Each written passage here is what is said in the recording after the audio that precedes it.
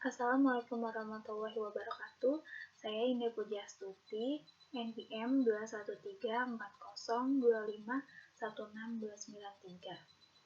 Prodi Manajemen.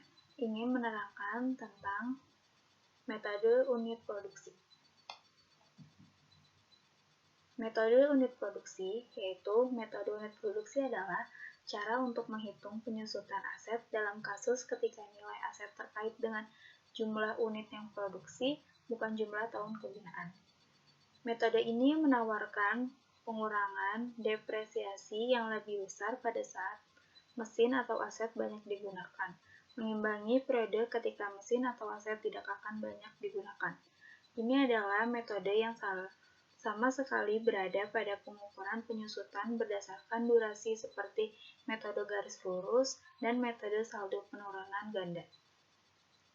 Secara realistis, beban penyusutan yang ditunjukkan dengan menggunakan metode ini mempertimbangkan persentase kapasitas aset yang digunakan untuk tahun tersebut. Hal yang harus Anda ketahui tentang metode unit produksi. 1. Metode unit produksi dianggap paling akurat ketika aset menghasilkan unit. Melalui ini, perusahaan dapat mengawasi keuntungan dan kerugian dengan tepat. Dalam kasus di mana aset menghasilkan unit, metode berbasis kronologi tidak akan bekerja dengan akurat. 2. Metode unit produksi mempertimbangkan depresiasi aset ketika aset mulai memproduksi unit. Proses selesai hanya jika biaya mesin telah ditanggung sepenuhnya atau jika telah menghasilkan semua unit yang dimaksudnya. Keuntungan metode unit produksi.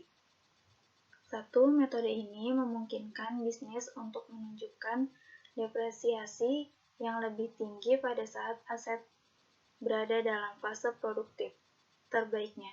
2. Metode ini menggunakan nilai penuh aset karena penyusutan dicatat hanya setelah aset mulai memproduksi unit.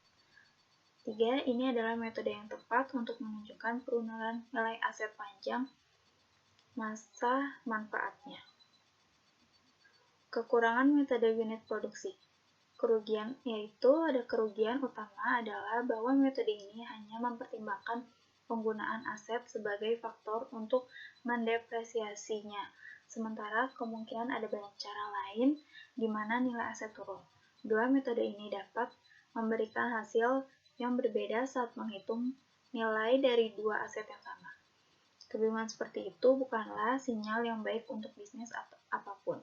Ketiga, metode ini hanya berlaku untuk aset manufaktur dan bukan untuk aset seperti furnitur, bangunan, atau perusahaan dagang. Sekian materi yang saya bisa berikan, lebih kurangnya mohon maaf. Wassalamualaikum warahmatullahi wabarakatuh.